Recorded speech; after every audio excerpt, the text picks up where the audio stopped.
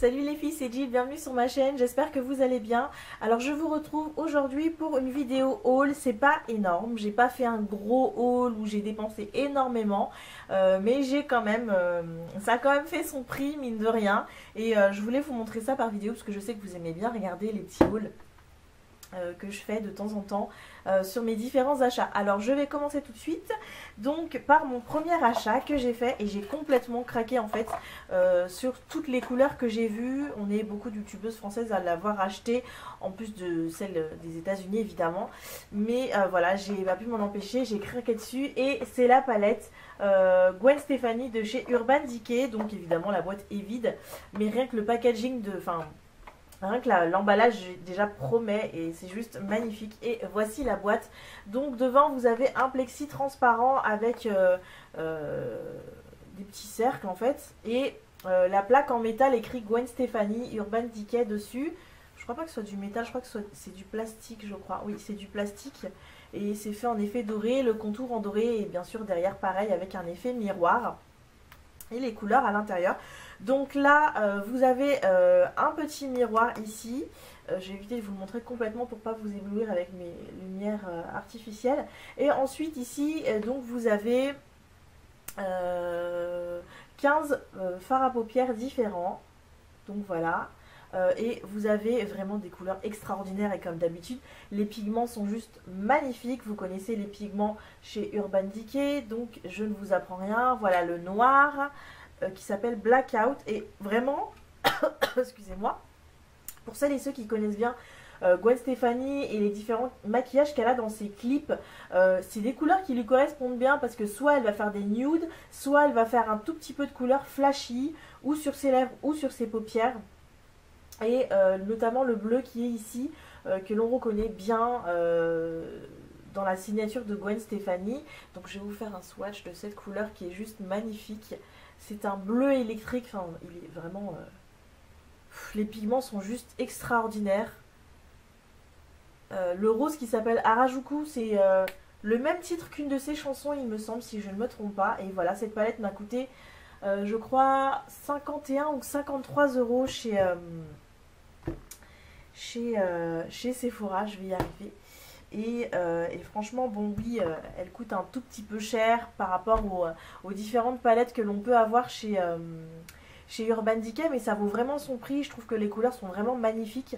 D'ailleurs, je vous fais un tuto pour la prochaine fois sur le maquillage que j'ai sur moi, et c'est un maquillage que j'ai fait justement avec la palette Gwen Stefani de chez Urban Decay. Voilà, ensuite je vais je vous reprends dans 2 minutes, juste je vais chercher une lingette. Ensuite je suis allée en grande surface et j'ai acheté la nouvelle palette de nude de chez Je mets Maybelline. Donc c'est celle-ci, moi j'ai pris la rose, il y en a aussi une noire, mais je me suis dit voilà, comme c'est le printemps, c'est quand même plus sympa de prendre des couleurs un petit peu plus chaudes. Donc voilà, il y a celle-ci, donc comme vous voyez à l'intérieur, donc il y a des tons rose, nude, enfin clair quoi, vraiment bronze comme celui-ci qui est juste magnifique. Je vous fais un swatch. Les couleurs, enfin les pigments sont vraiment super jolis, ils tiennent très bien. Ça m'a l'air un tout petit peu poudreux, mais après pour éviter, alors ce serait mieux de faire les yeux avant pour éviter toute chute de produit en fait, vous savez, au niveau de l'ossature des joues. Comme on peut la voir sur certains maquillages qui sont un tout petit peu trop poudreux. Donc voilà, et cette palette m'a coûté je crois 16 € il me semble, à Carrefour. Oui, je l'ai acheté oui à Carrefour, et oui 16 €. 16 € et quelques, quasiment 17 €, donc c'est plutôt sympa quand même comme palette de nude. Et vous avez 12 couleurs différentes à l'intérieur et c'est vraiment pour j'arrive plus à trouver mes mots aujourd'hui, je sais pas ce que j'ai. Voilà, donc c'est plutôt des couleurs pour le printemps, tout simplement. Donc je vous ferai bien sûr différents make-up dessus. N'hésitez pas si vous avez différentes couleurs de make-up à proposer, je suis toute oui pour les prochaines vidéos, voilà. Ensuite, donc chez Sephora, je reviens un petit peu, c'est un peu le désordre, mais c'est pas grave, tant que je vous présente un petit peu ce que j'ai pris.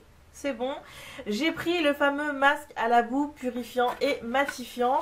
Alors il n'y en avait plus pendant un moment donné, c'est tout simplement parce que Sephora changeait les packaging. Donc je pense qu'ils ont Ils ont vidé les stocks avant de pouvoir remettre avec les nouveaux packaging. Donc le nouveau packaging se présente comme ceci.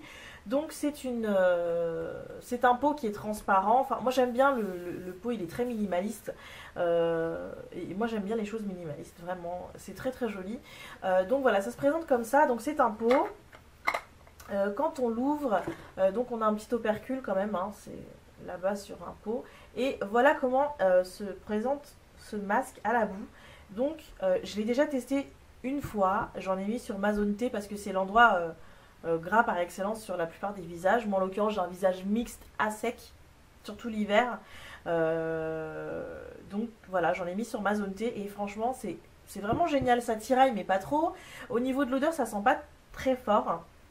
Il y a une petite odeur parfumée qui est, je trouve pour ma part, très agréable. Ça sent un petit peu comme les parfums pour bébé. Vous savez, dans les produits pour bébé, ça sent exactement la même chose. Moi qui en ai plein pour mon fils, je vous le dis, ça sent vraiment les produits pour bébé, donc c'est très agréable. Après, au niveau de la texture, pareil, c'est très agréable, c'est facile à appliquer, même avec le doigt. Pour ceux qui sont adeptes du pinceau, très bien. Il y a la petite spatule qui se vend avec pour l'appliquer, mais c'est pas obligatoire. Mais franchement, c'est très facile d'application, c'est génial. Et le résultat se voit tout de suite. Vraiment, enfin, la zone brille moins, elle est moins grasse, etc. Donc, vraiment à tester, je sais plus exactement combien je l'ai payé, je crois 12 € ou quelque chose comme ça. Donc, c'est un très très bon rapport qualité-prix. Je pense que je ferai un article de blog dessus et je vous mettrai les liens pareil sur Facebook, enfin sur ma page Facebook et sur Instagram comme d'habitude. Donc voilà. Ensuite, en grande surface, grand retour de la grande surface, j'ai acheté ce que j'ai sur moi. Alors ça se voit pas extraordinairement bien, mais j'ai mis donc ce produit là et c'est le Air Matte de chez Bourjois. Alors oui, c'est pour les peaux mixtes à grasse. Mais moi qui ai une peau mixte à sèche, ça reste convenable. Donc vous avez une couvrance légère. Si vous cherchez une grosse couvrance, vous l'aurez pas avec celui-ci, clairement. Au niveau de la teinte, c'est clair. Je pense qu'en été, je pourrais pas le mettre. Ou alors, il faudrait que j'achète une teinte au-dessus. Et au niveau de la tenue, pour l'instant, ça ne bouge pas. Ça va. Franchement, j'ai pas grand chose de plus à vous dire dessus. Alors, à part que, voilà, au niveau de la teinte, pour du beige doré, ça reste relativement clair, je trouve. Après, l'odeur, comme la plupart des produits Bourjois, ça sent super bon. Moi, j'aime bien, c'est une odeur un petit peu fruitée, enfin de crème légèrement fruitée. C'est très agréable. Après, à l'application, c'est pareil, c'est très agréable. Moi, j'ai appliqué avec un pinceau plutôt qu'avec une éponge. Et c'est très facile d'application. Ça n'assèche pas la peau. Moi qui ai une peau mixte assèche, vraiment ça n'assèche pas la peau, c'est très agréable.